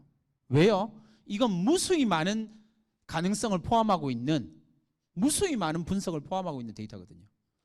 예를 들어서 이렇게 되겠죠. A 학생은 1학년 때 3.8에서 3학년 때 1.9로 끝났어요. 그래서 평균이 2.5. B 학생은 1등급에서 3등급으로 끝났습니다. 그래서 2. 여러분 같으면 누구 뽑으실래요? A. 착각하지 마시라고요. 우리 아들 딸내미가 1학년 2학년 때 만들어놨던 평균 내신이라고 하는 건 평균이에요. 평균의 함정에 빠질 수밖에 없거든요. 그러니까 지금 내가 제대로 준비하겠다라고 생각하는 순간 완전히 다른 이야기를 펼쳐낼 수 있는 거예요. 2.5초 학생은 고대를 가는 학생입니다. 실제 학생이에요. 제가 매년 9%, 7%에서 9% 정도 만들어내고 있는 학생입니다. 그렇게 해서 성적을 쭉 끌어올려고 대학을 가는 거죠. 이 학생의 내신은 이렇게 많은 이야기들을 가지고 평가하는 거예요. 그런데 부모님이 자꾸 너 2.0이니까 훌륭하고 공부 잘하고 2.5니까 공부를 못하네, 그렇게 생각하면 안 된다고요. 이건 객관식 능력이니까. 그렇게 얘기하는 건 어디에서요? 수능에서요? 학생부 교과에서요. 학종에서는 완전 다른 이야기라고요. 그 부분에 대한 고민이 있으셔야 됩니다. 이게 대학이 바라보는 관점이라고 생각하시면 돼요. 이게 뭐냐면 교육과정, 그 대학의 교육과정이 입학사정관과 교수한테 다 보이거든요. 그럼 이 학생은 뭐 한 거예요? 지금 회색으로 좀 흐릿하게 돼 있는 부분 있잖아요. 이 학생은 미적분을 선택 안 했다라는 거예요. 한눈에 보이죠? 이 학생이 어떤 과목을 선택했는지 선택하지 않았는지. 그럼 공통적으로 쭉 필터링하면 어떤 문제가 나오는지 아세요? 이 학생은 쉬운 과목만 선택했구나. 학업 역량이 현저히 떨어지는구나. 지적 호기심 제로구나. 도전의식 빵점이구나. 그렇게 평가를 하는 거예요. 일반적으로 지방에 있는 고등학교의 학생부 기록입니다. 이렇게 쫙 기록되어 있거든요. 그럼 입학사정관들한테는 이게 어떻게 보이냐면 이렇게 보여요. 왜요? 이놈도 저놈도 다 똑같은 기록을 해놨으니까. 그러면 복사해서 붙여넣기 한 건 전부 다 표시가 되거든요. 그럼 평가에서 빼버려요. 왜요? 이건 이 학생의 학생부가 아니거든요. 이건 학교의 학생부잖아요. 그 고등학교의 학생부예요. 그러니까 평가할 수가 없는 거예요. 왜냐하면 학종은 고등학교를 평가하는 게 아니에요. 내 아들 내 딸내미 한 명을 평가하는 거지. 이건 고등학교의 학생부예요. 그럼 탈락. 정확하게 이야기를 하면요, 평가할 수 없음, 탈락. 교과 세트, 이것도 마찬가지예요. 읽어보세요. 5초 드릴게요. 시간이 없으니까 저는. 이러다가 KTX 놓치겠어요. 괜찮아 보이시죠? 네. 되게 괜찮은 학생부예요. 라고 뛰어납니다. 호기심이 많습니다. 탐구하려는 자세를 가지고 있고요. 우수하고 탁월하고요. 그 다음에 제가 제일 싫어하는 거예요. 모범적이란 단어도 싫어하는데 그런 학생이 어디 있어요? 뻥치고 있네. 거짓말. 뛰어난데 뭐가 뛰어난지 몰라요. 구체적으로 뭘 설명하고 있는지 몰라. 장면이 안 떠오르죠? 거짓말. 학생부에서 내가 증명할 수 없는 모든 이야기는 거짓말이에요. 장면이 안 떠올라요? 거짓말. 저기요, 호기심이 많습니다. 현대과학기술에 깊은 관심을 가지고 호기심 많아요? 이놈도 저놈도 이놈도 이놈도. 그 학교에 300명 중에 200명이 호기심이 많아요. 그럼 평가할 수 있어 없어요? 없어요. 왜냐하면 그 학교 학생들 평가하는 게 아니라 그 놈을 평가하는 거거든요. 그러면 어떤 기술이 호기심이 많은지, 그걸 알기 위해서 어떤 노력을 했는지가 나와야죠. 어떤 책을 읽어서 어떤 기술에 대해서 관심이 많다, 그걸 설명을 해줘야죠. 그래야 장면이 떠오르죠. 탐구하고 노력하는 자세, 종교생이 다 가지고 있잖아요. 우수합니다. 탁월합니다. 어디가 증명이 안 되잖아요. 그러니까 이 학생부의 기록은요, 아무런 의미가 없는 추상적인 우리의 학생부예요. 제가 표현하는 단어, 우리의 학생부. 그럼 탈락. 그럼 도대체 선생님 어떡하라고요? 이렇게요. 이거 찍으시는 건 상관없는데 이거 어디 올리시면 안 돼요. 이거 실제 학생부 내용이기 때문에 저작권 다 걸립니다. 절대 올리시는 거 금지. 자, 뭘 했는지가 선명하게 나중에 읽어보시면 선명하게 보이실 거예요. 포커스. 제가 지금 이걸 왜 노란색으로, 보라색으로 되어 있는 거예요. 양자역학, 슈레딩거의 고양이를 찾아서 확률과 불확정성, 그리고 대형 강입자 충돌기, 모형, 이런 단어들이 왜 보라색으로 되어 있냐면요, 이 학생이 어떤 지적인 호기심을 가지고 있잖아요. 그럼 그 지적인 호기심을 이 물리 교과에서만 해결했다. 말이 될까요? 안 될까요? 절대로 안 돼요. 절대로 안 됩니다. 이건 지식의 체계에서 불가능한 거예요. 부모님들 잘 생각해 보세요. 옛날에는 바둑 이런 거 얘기했거든요. 당구 이런 걸로. 바둑 배우면요, 흔히 말하는 바둑의 세계에 빠지면 어떻게 돼요? 침대에 누우면 천장에 바둑판이 보인대. 저는 한 번도 안 그려봤지만 모르게 그렸대요. 당구 배우면, 당구가 재밌으면 당구장이 그려진대요. 그게 지식이에요. 근데 물리에서만 이 학생이 이걸 궁금해한다고? 불가능한 이야기예요. 그러니까 대학 교수들은 어떤 생각을 갖고 있냐, 대학은 어떤 생각을 갖고 있냐면, 이놈이 양자역학에 대해서 궁금해한다면, 그런 부분에 지적 호기심을 가지고 관련 이론을 깊이 탐구한다면 학생부의 다른 영역에서도 이것이 나타날 거야. 그래서 학생부 종합전형 그 시스템에 검색 시스템이 있거든요. 그래서 여기다 양자역학이라고 치면 어떻게 돼요? 학생부에서 양자역학과 관련된 내용이 오른쪽에 다 떠요. 근데 이거밖에 없어. 그럼 거짓말이죠. 그럼 거짓말이에요. 이 학생도 고대를 간 학생인데 모형을 제작하는 거예요. 이 학생의 특징이 뭐냐면, 이 학생은 고대를 가게 된 가장 결정적인 이유가 뭐냐면, 내가 배운 이론, 내가 배운 사실을 전부 다 모형화 시켜봐요. 대학이 엄청 좋아하는 거거든요. 배운 지식을 현실에다 갖다 붙여버리는 거예요. 이해되셨죠? 그걸 학생이 해야 돼. 어떤 액션을 취하고 어떤 공부를 하고 그 공부한 결과의 구체적인 내용. 그럼 도대체 이건 어떻게 입력될까요? 선생님! 제가 이번에 이 책을 읽었는데, 이 책을 읽다가 자본주의가 고장났다는 사실을 알게 됐어요. 선생님, 뭘 알게 됐다고요? 자본주의가 고장났다고? 네. 선생님, 제가 이번에 슈레딩거의 고양이를 읽었는데요, 제가 뭘 하는지 아시겠어요? 선생님한테 가서 계속 이야기해야 돼요. 우리 학교는 그런 학교가 아니에요. 당연하죠. 근데 보세요, 부모님.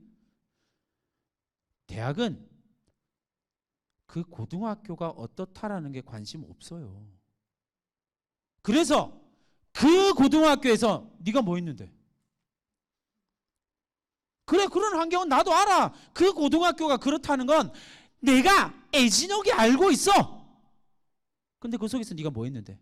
전요, 아무것도 할 수가 없었어요. 탈락.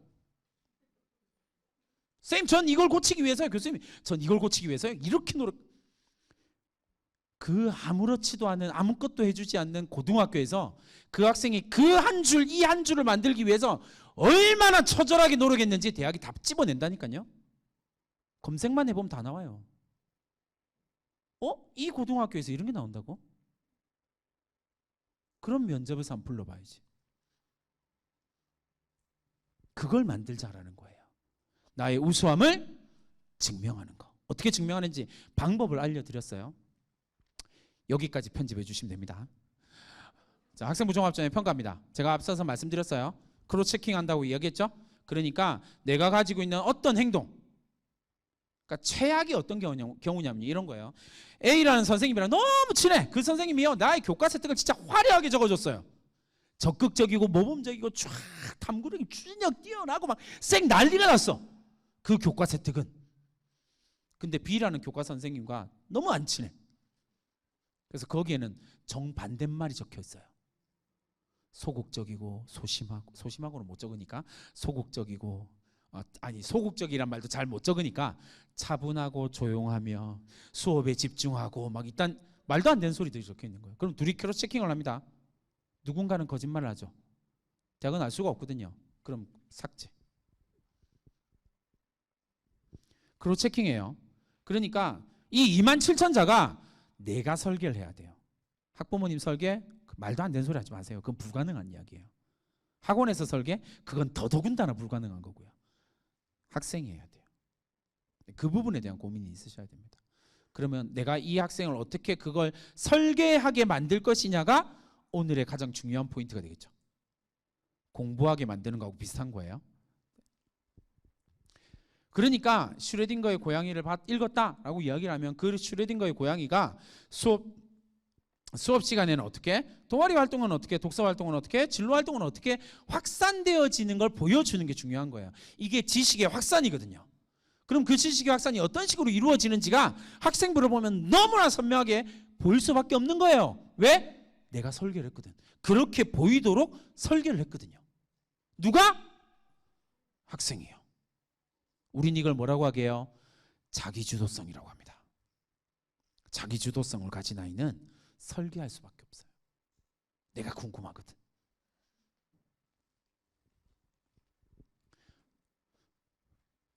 말씀드렸죠? 고등학교 평가하는 거 아니에요. 착각하지 마세요. 내가 어떤 고등학교에 있는지.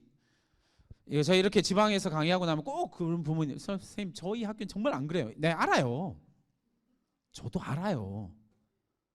근데 부모님들 그 고등학교가 정말 안 그래요? 네, 그러면요 진짜 내 아들 내 딸이 좋은 대학 갈 기회를 잡으신 거예요. 왜요? 그 고등학교에서 나만 바꾸면 되거든요. 오늘 얘기 들었잖아요. 나만 바꾸면 돼요. 그럼 다 똑같은 학생부에 완전 다른 내용이, 설계된 내용이 나오잖아요. 그걸로 끝나요. 무조건 1단계 통과합니다. 그렇게 해서 제가 대학을 보내고 있는 거거든요. 이게 대학이 실수로 오픈한 게 아닐까라고 하는 생각이 들 만큼 중요한 자료예요. 이게 뭐냐면 오른쪽에 보세요. 세로축에 보시면 학교 활동을 뭐라고 했어요? 100점으로 환산해요. 그 고등학교의 활동들을 쭉 나열해놓고 그걸 점수화시키는 거예요. 그리고 그 개별 학생들의 점수화가 다 붙여진다라는 거죠. 근데 보시면 문제는 이렇게 돼요. 학교 활동을 많이 해서 엄청 100점, 90점, 100점 받은 학생도 합격하는데 60점, 70점 대도 합격해요. 여기 있는 숫자는 크게 의미 없으니까 빼고요. 60점, 70점 대, 70점, 80점 대 완전 몰려있죠. 활동이 중요한 게 아니라고요. 이해되셨죠? 그 활동을 했다고 우수하다라는 건 말이 안 돼요. 왜요? 그 활동을 한 학생들 가운데 우수한 학생도 있고 안 우수한 학생도 있거든요. 그러니까 활동이 포커스가 아니라고요. 착각하지 마세요. 그 동아리에 들어가면 말이 안 되는 거잖아요. 그 동아리 활동을 하는 학생 모두 우수하다. 말이 돼요? 절대로 안 돼요. 그러니까 착각하지 마시라고요. 자, 소프트웨어학과를 지원한 학생입니다. 어떤 학생이 괜찮아 보이세요? A. 네. 강의를 듣는 부모님이 점점 줄어드나 봐요. 다시 마지막입니다. A. 오. 네. B. B 한 명 있어요. 정답은 제가 2시간 동안 강의하면서 제가 그렇게 정답을 알려드렸는데 정답은 네, 몰라요. 왜 이러세요? 강의를 잘못 들으셨군요. 왜 몰라요? 부모님들이 제일 심각하게 착각하는 거 A. 왜?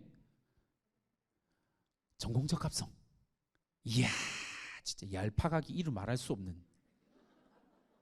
이런 걸 전공적 합성이라고 생각하니까 안 되는 거예요.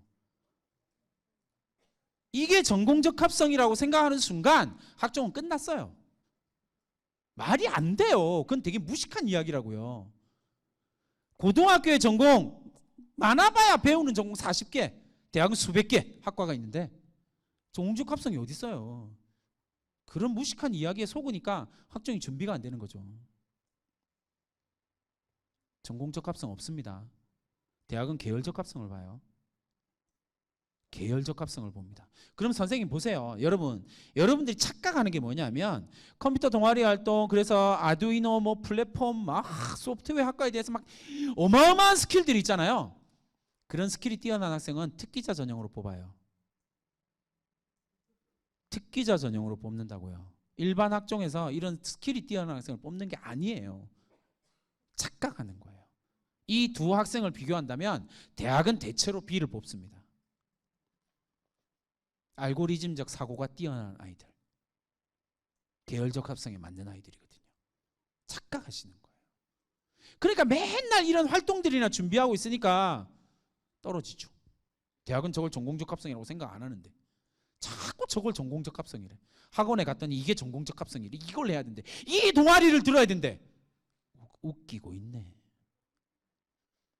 공부를 안 하니까 그런 말을 하는 거예요. 그 논리에 의하면 서울대, 연대, 고대에 간 학생들을 축구 동아리, 농구 동아리, 운동 동아리가 빵명이어야 돼요. 댄스 동아리가 빵명이어야 된다고요. 빵명일까요? 아닐까요? 엄청 많아요. 착각하시는 거예요. 시립대학교 다른 거 다 빼고 일반고 지원자, 특목고, 자사고 다 빼고 일반고 지원자. 내신. 오, 맞죠? 모든 대학이 사실 이건요 10대뿐만 아니라 대부분의 서울에 있는 주요 대학에서 학생부 종합 전형으로 합격한 학생들은 이 정도 선이에요. 동국대학교 한 2.6, 2.8 뭐 이 정도 선이고요. 대부분의 대학교 2점대 중후반이에요. 서울대도 예외는 없습니다. 서울대, 연대, 고대도 다 2점대 중후반이거든요. 왜냐하면 2점대가 제일 지원자가 많기 때문에 그래요. 생각해 보세요. 이해됐죠? 1점대는 4%밖에 안 되거든요. 모든 고등학교에서. 그러니까 숫자가 많을 수가 없어요. 합격자를 한번 볼까요? 여기요. 제가 제일 항상 궁금해하는 건 얘들이에요. 일반고에서 8등급을 받는 학생이 서울시립대를 쓰는 학생. 진짜 멋있는 학생. 이 학생이 뭐라고 그러게요? 어디 있었니? 저 시립대요. 어떻게 됐어? 떨어졌어요. 아깝다. 시립대를 떨어진 학생이에요.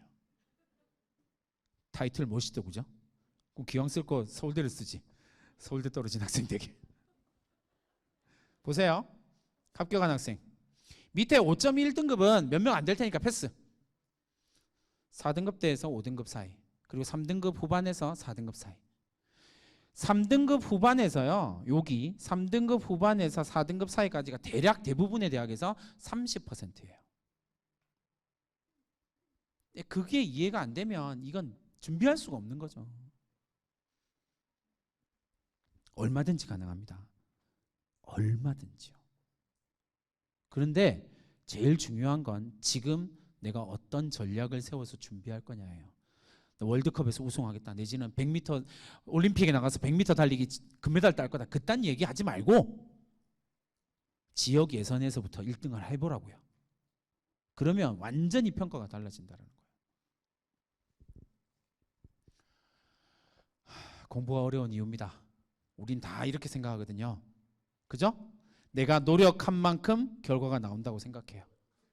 근데 실제로 공부는 절대 그렇게 되지 않거든요. 아무리 노력해도 어느 순간 단계가 올라가기 전까지는 절대 성적이 오르지 않습니다.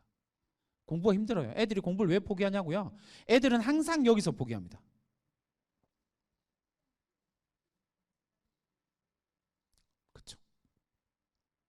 공부해서 표가 안 나거든요. 그 부분에 대한 고민들을 가지시고, 자, 마지막 이야기입니다. 제가 제일 좋아하는 제 교육관에 대한 이야기고요. 라틴어 어원에서 그 돌멩이를 뜻하는 단어는 두 가지입니다. 하나는 페트라라는 단어예요. 영어의 피터의 어원이 되는 단어고요. 성경에서는 베드로라고 표현되는 단어예요. 반석이라는 단어예요. 딛고 올라가는 돌이요. 반면에 스칸달룸이라고 하는 단어는 어떤 단어냐면 영어의 스캔들의 어원이 되는 단어입니다. 걸려 넘어지는 돌이요. 재밌게 강의하고 긴 강의를 재밌게 하고 재밌었죠? 네. 재밌는 걸로는 아무 의미 없습니다. 아시겠죠? 집에 가서 뭐 하셔야 된다고요? 진짜 마음 아픈 질문으로 마무리할 수밖에 없는 저를 용납하십시오. 부모님은 자녀에게 페트라이세요? 스칸달룸이세요? 네, 진짜요. 이게 이번 이 강의를 마무리 짓는 가장 본질적인 질문입니다. 부모님은 자녀에게 페트라이세요? 스칸달룸이세요? 저도 부모니까 알아요. 제 아들들은 지금 둘 다 나라를 지키고 있거든요. 네. 그래서 저도 수험생 학부모였었으니까 몇 년 전까지 알아요. 난 분명히 페트라이고 싶어요. 근데 나의 말과 나의 행동은 100%에 가깝게 스칸달룸입니다. 그럼 방법을 찾아야죠. 나 때문에 이 아이가 무너지고 있어요. 내 공부하라는 그 한마디에 아이가 무너집니다. 제발 해결합시다. 어떻게 하면 내 자녀의 페트라가 될 수 있을지 방법을 고민하셔야 돼요. 이건 사람마다 다를 수밖에 없거든요. 근데 결단코 공부하라는 말은 안 됩니다. 그 말은 이 아이의 수능이 끝날 때까지 금지요. 진짜예요. 고등학교에 상담센터인 위센터에 오는 학생들의 80%가 부모한테 상처받아서 와요. 그 아이들은 공부를 할 수가 없어요. 부모가 자기를 짓밟고 있거든요. 절대 안 됩니다. 내가 내 아이의 완벽한 페트라가 될 수 있는 방법이 뭐지? 한 번만 고민해 주세요. 제가 2시간 동안 말했던 그 방법들을 자꾸 찾아가다 보면 분명히 길이 나옵니다. 그런 부산의 학부모님들이 되기를 바라면서 제 강의를 마치겠습니다. 감사합니다.